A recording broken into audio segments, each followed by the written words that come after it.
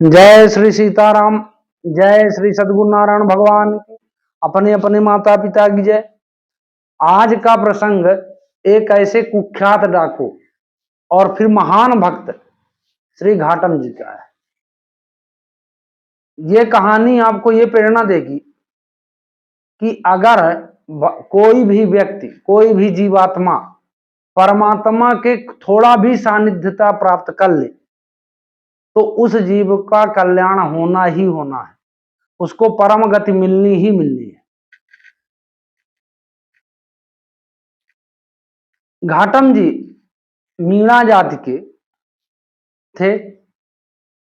इनके पिता का जब देहांत होने का समय आया तो पिता ने पुत्रों को बुलाया, बोला आज मैं कुछ उपदेश देना चाहता हूं, अगर इस उपदेश को मान लोगे तो जीवन तुम्हारा बढ़िया मंगलमय रहेगा। सभी पुत्र आज्ञाकारी थे, वो बैठे, घाटम जी भी बैठे। उन्होंने कहा हाँ बताइए पिताजी। तो पिताजी ने परम ज्ञान दिया उनको कि जहां कहीं भागवत कथा, कीर्तन, मनन, ये रामचरितमानस या कुछ भी गायन हो, अच्छी मतलब सत्संगत हो, वहां मत बैठ, कतई मत सुनना। तो पुत्रों ने कहा मान लो कि अगर वहीं से रास्ता हो और वहीं से चालू हो तब, तो बोले कान में उंगली डाल लेना और निकल जाना। इस तरह का ज्ञान पिताजी ने दिया। अब उस ज्ञान को पाकर हो गया, वो सब उस कार्य में लग गए।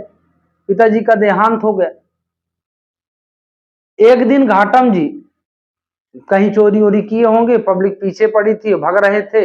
अचानक उनके पैर में एक कांटा ऐसा धंसा कि ये नीचे से धंसा ऊपर निकल गया। और संजोग देखिए कि उनके कोई प्रारब्ध का अच्छा कर्म था, वहीं बगल में भगवान कोई महात्मा जी का प्रसंग चल रहा था, प्रवचन चल रहा था। अब उनसे भागा नहीं जा रहा था, वो कांटा इतना बुरा धंसा था। अब उनको रुकना ही रुकना है, कान बंद करने का कोई सवाल है नहीं, क्योंकि दौड़ते कोई कांटा तो निकाल नहीं सकता और कान बंद करके कोई कांटा निकाले ये भी संभव नहीं। तो कान तो खुले ही रखना पड़ेगा हर स्थिति में। तो घाटम जी ने क्या किया कि उस कांटे को निकाला, और उस कांटे को निकालते समय महाराज जी ये बात बता रहे थे कि देखो, भगवान के मतलब लक्षण बता रहे थे कि जो देवता होते हैं उनका जो है छाया नहीं बनती, दूसरी बात पसीना नहीं चलता, तीसरी बात उनके गले की माला कभी नहीं कुम्हलाती, चौथी बात उनकी पलक कभी नहीं गिरती। यही सब गुण उन्होंने बताया। घाटम जी सुन के तत्काल जैसे कांटा निकला वहां से फूट ली। अब ये अपने अड्डा पहुंच गए। अब वहां इतनी लूट मार चोरी की घटनाएं होने लगी कि वहां का राजा बड़ा चिंतित हुआ। उसने सबको बुलाया और कहा कि देखो, आज जो है मैं ये मीटिंग इसलिए रखा हूं कि हमको इस जो हमारे राज्य में चोरी लूटमार का काम हो रहा है उस गिरोह का पता लगाना है, उसको समाप्त करना है, क्योंकि प्रजा को शांति मिले। अब ये कैसे किया जाए आप लोग बताओ। तो ये उसमें से एक गुप्तचर खड़ा हुआ, बोला अन्नदाता अगर आप आदेश करें तो मैं ये काम कर सकता हूं। राजा ने कहा कैसे? तो उन्होंने ये कहा कि देखो, ये जितने डाकू हैं काली की पूजा करते हैं और जंगल में एक काली का मंदिर है। जब ये लूट मार करके आते हैं वहीं बकरा मुर्गा काटेंगे और माता काली को अर्पण करते हैं, वहीं बंटवारा होता है, वहीं खाते पीते फिर चले जाते हैं। वहीं से इनको पकड़ा जा सकता है। पूरी प्लानिंग बनाई गई। वो गुप्तचर काली का रूप मतलब लिया, वेशभूषा उसकी काली की हुई, एक हाथ में खप्पड़ और मतलब एक हाथ में तलवार लेके वो पहुंचा। उस मूर्ति के पीछे वो पहले से छुप गया। अब ये डाकू सब चोरी करके वहां पहुंचे काली के पास, उसमें घाटम जी भी शामिल थे। जैसे इन्होंने बलि दी, वो निकल के नाचने लगा खप्पड़ लेके। अब घाटम जी ने उसको देखा तो उनको महात्मा की बात याद आ गई। महात्मा जी ने कहा था भाई उसकी पलक नहीं गिरती, इसका तो पलक गिर रहा है, पैर जमीन में नहीं छूती, इसका पैर जमीन में छू रहा, छाया नहीं बनती, इसकी छाया भी परछाई भी बन रही है। मतलब ये देवता नहीं है, काली नहीं है, कोई बन के आया है।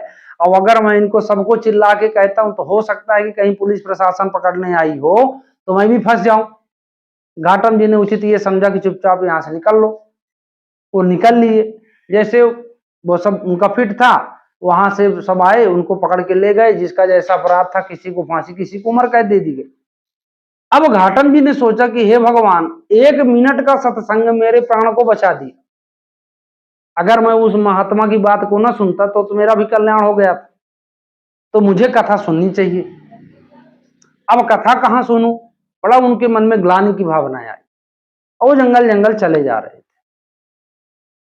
संजोग देखिए कि वहां से कोई महात्मा चला आ रहा था। उन तो घाटम जी ने उनको प्रणाम किया। बोले प्रभु। उन्होंने कहा आपका परिचय? उन्होंने कहा मैं इस राज्य का सबसे महान चोर घाटम हूं। घाटम का नाम प्रसिद्ध था। जैसे वो घाटम का नाम सुनते ही महात्मा जी उनके सांस रुक गई 1 मिनट के लिए। हो गया मेरा भी काम तमाम। बोले नहीं, आप डरने की बात नहीं, मैं आपको कुछ नुकसान नहीं करूंगा।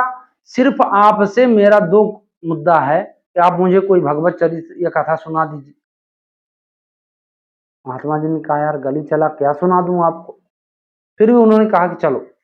तो उन्होंने कहा पहला काम तो ये है भगवत चरित्र का कि आप चोरी बंद करो, क्योंकि आप किसी की मेहनत की कमाई को लूट लाते हो। तो घाटम जी ने हाथ जोड़कर कहा महाराज ये तो नहीं बंद हो सकता। बोले क्यों? बोले ये हमारी कला है, इसमें हम निपुण हैं और ये हमारी विरासत में है चोरी करना, हम इसको बुरा नहीं समझते। महात्मा जी ने कहा कि नहीं, ये तो नहीं छोड़ेगा। फिर उन्होंने कहा कि ठीक है, आप ऐसा करो कि चलो चोरी नहीं छोड़ सकते तो आज से 4 काम आप जरूर करना। बोले क्या क्या? बोले आप हमेशा सत्य बोलोगे। दूसरी बात, महात्मा संतों की और गरीबों की सेवा भाव जो भी आपके पास हो। तीसरी बात, जो भी आप पाओगे उसका उपयोग करने से पहले भगवान को अर्पण करना है। जो भी सामग्री हो या भोजन वस्तु जो भी आपको मिलेगी तो आप उपयोग में लाने से पहले आप पहले भगवान को अर्पण करो। और चौथी बात, कहीं से भी निकलो अगर भगवत चरित्र या मंदिर हो या कुछ भी हो तो देवालय हो, वहां जाके 1 आध मिनट जो भी समय हो मत नमन करो, चल दो। कहा ये काम हो जाए। महाराज जी चले गए, घाटम जी भी अपने जगह आए। अब उन्होंने अब प्लानिंग बनाई कि यार ये छोटी मोटी चोरी करते करते पक गए, एक लंबा हाथ मारो, और लंबा हाथ मारने के लिए लंबा आदमी चाहिए। तो उन्होंने सीधे राजा का चुनाव किया कि अब राजा के यहाँ हाथ की सफाई हो जाए। अब यहां से वो धन लूटने के चक्कर में चले। उसके घर के सामने पहुंची, महल के सामने, वहां एक जो पहरेदार खड़े रहते थे उन्होंने पूछा कौन हो आप? शरीर से बड़े मस्त थे घाटम जी, लाल शरीर, बिल्कुल रईस दिख रहे थे। उन्होंने कहा कि भाई मैं डाकू हूं। तो पहरेदार ने सोचा कि यार ये कोई राजा का प्रिय है, मैंने इनसे पूछ लिया इसलिए व्यंग मार रहे हैं। बोले आप जाओ। क्यों? बोले क्योंकि कोई डाकू डाकू तो कह नहीं सकता अपने आप को। अंदर चले गए। जब मेन गेट में पहुंचे फिर पहरेदार ने पूछा भाई तुम कौन हो, आप कौन हैं? तो उन्होंने कहा मैं डाकू हूं। अरे बोले आप, फिर उन्होंने यही सोचा। अब उनको अंदर जाने दिया। उनके मन में, घाटम जी के मन में लगा होता उनको बता रहा हूं कि मैं डाकू हूं, फिर भी कोई रिएक्शन नहीं, जाने दो कोई बात नहीं, जाने दो। अब वो पहुंचे थे संपत्ति लूट, लेकिन उनकी नजर राजा के घोड़े में पड़ी। बड़ा सुंदर घोड़ा था। घाटम जी ने कहा संपत्ति संपत्ति मत लूटो, सीधे घोड़ा लेके फरारी काट लो। घोड़ा लेके निकल गए। कुछ मिनट बाद ये मतलब उसी समय राजा को कहीं जाना था। उसने कहा हमारी तैयारी बनाओ, घोड़ा निकालो। घोड़ा देखे तो घोड़ा ही नहीं था। राजा कहा घोड़ा गया कहाँ? तो उन्होंने बताया कि भाई एक आदमी आया था, उसने कहा मैं डाकू हूं। उसको हमने सोचा कि आपको कोई प्रिय होगा तो हमने अंदर आने दिया, लगता है वही सटका दिया। बोले कितने मिनट है? बोले अभी गया है वो। ठीक है आप पीछा करो उसको। सब पीछा करने लगे। अब घाटम जी यहां से निकले जब राजमहल से, तो बीच में एक मंदिर पड़ी। उन्होंने कहा इस मंदिर में रुक लेते हैं 1 मिनट, भगवान को अर्पण कर देंगे ये घोड़ा और फिर चल देंगे।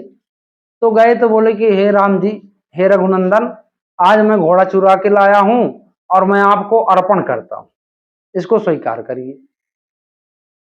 हो गया वहीं पर बैठ के 1 आध मिनट भगवान का नाम होने लगा। तब तक पीछे पीछे राजा के सिपाही पहुंच गए। देखा बाहर, मंदिर के बाहर घोड़ा बंधा था। उन्होंने और नक्शा उसका जो भी बनावट था वो तो सब घोड़ा राजा के घोड़ा जैसा, लेकिन अद्भुत बात यह थी कि वो घोड़ा सफेद था। और उन्होंने राजा का काला घोड़ा छुड़ाया। अब वो जब बाहर निकले देखे वो भी दंग रह गए, हे भगवान ये तो काला चोरी करके लाया, सफेद कैसे हो गया। सिपाहियों ने पूछा कौन, उन्होंने कहा मैं घाटम चोर। तो बोले कि ये घोड़ा किसका है, बोले राजा का। कहाँ पाए, चोरी करके लाया हूं, अभी लाया हूं। सिपाही हंसने लगे कि हे भगवान तो सीधे सीधे बता रहा है। तो बोले कि ये काला घोड़ा था, सफेद कैसे हो गया, बोले ये कोई बड़ी बात नहीं है, ये घोड़ा पहले राजा का था, फिर मैंने चोरी किया तो मेरा हो गया, और मेरे बाद मैंने भगवान को अर्पण कर दिया तो ये राम जी का हो गया। और हो सकता है राम जी को काला रंग पसंद ना हो, इसलिए उन्होंने सफेद बना दिया, वो तो कुछ कर सकते हैं। सिपाही दंग। सिपाही बोले बड़ा अकड़मबाई महात्माना बता रहा है, इसको ले चलो राजा के पास। राजा के पास लेके आए। राजा ने वही प्रश्न फिर किया, बोले कौन हो तुम, बोले मैं चोर हूं, मेरा नाम घाटम है। बोले ये घोड़ा किसका है, बोले आपका है, अन्नदाता चुराए मैं आपसे, आपके महल से इनको बताया हूं कि मैं डाकू, ये अंडे आने दिए, अब मेरा काम है चोरी करना, तो इनको बता के मैं लेके गया। राजा ने कहा भाई ठीक है, सब बात सही है, आप ये काला घोड़ा सफेद कैसे हो गया। उन्होंने कहा सिंपल बात, पहले घोड़ा आपका था, फिर मैंने चोरी किया तो मेरा हुआ, फिर ठाकुर जी का हो गया, अर्पण कर दिया, अब उनको काला माला ना पसंद हो इसलिए सफेद बना दिए, उसमें कौन क्या कर सकता है। जब राजा ने कहा कि ये झूठ तो नहीं बोल रहा, इसका परीक्षण करो, तो काले उनको उसके घोड़े के गले में एक मतलब मत्स्य का बड़ा निशान था, उनका देखो है, बाल हटा के देखा गया तो वही था। राजा समझ गया कि भले कर्म से चोर है, लेकिन ये भगवत प्रिय व्यक्ति है, इसको राम जी चाहते हैं, क्योंकि जिसका अर्पण किया बस तो सीधे रघुनंदन स्वीकार करते हो, वो अद्भुत आदमी। राजा सीधे दंडकार हो गए घाटम जी की, हाथ जोड़ा, हे महात्मन। उन्होंने कहा मैं महात्मा हूं ही नहीं, मैं चोर हूं। बोले नहीं नहीं, आप चोर रूपी महात्मा, आपकी चोरी भी महात्मा वाली है ना। और जिसके कहने से भगवान का मतलब अर्पण करने से इसका प्रकृति बदल जाए, वो अद्भुत आदमी है। तब घाटम जी सोचने लगे कि बताओ, 1 मिनट मैंने नियम बनाए थे, 4 नियम, इनका पालन करने से आज मैं राजा के गोद में पहुंच गया। राजा मुझे पुरोहित बनाना चाहता है, राजगुरु बनाना चाहता है, और अगर मैंने पूरा अगर जीवन उनको अर्पण कर देता तो मैं उनके गोद में बैठ जाता, है ना। तो उसी दिन से उन्होंने चोरी छोड़ दी और राजा के राजगुरु हो गए, और फिर वो महान संत हुए श्री घाटम जी, उनको भगवान का साक्षात दर्शन हुआ। तो कहने का भाव है ये है इस कहानी का कि आप लोग जो है अपने जीवन में कुछ ऐसे नियम बनाओ, भाई दौड़ की तो जिंदगी है, भाग दौड़ की, लेकिन उसमें भी भगवान का कुछ ना कुछ समय आप रखो, जिससे आपका कल्याण हो और 100% कल्याण होगा। भाई कुभाय अन खालसहूं, नाम जपत मंगल दिदसहूं, उसका मंगल ही मंगल होगा। इसी आशा के साथ कि आप गुरु वचनों को मानेंगे, वेदों पुराणों को मानेंगे, अपने माता पिता को मानेंगे, भगवान का नाम लेंगे और अपने जीवन को मंगलमय बनाएंगे। जय सीताराम।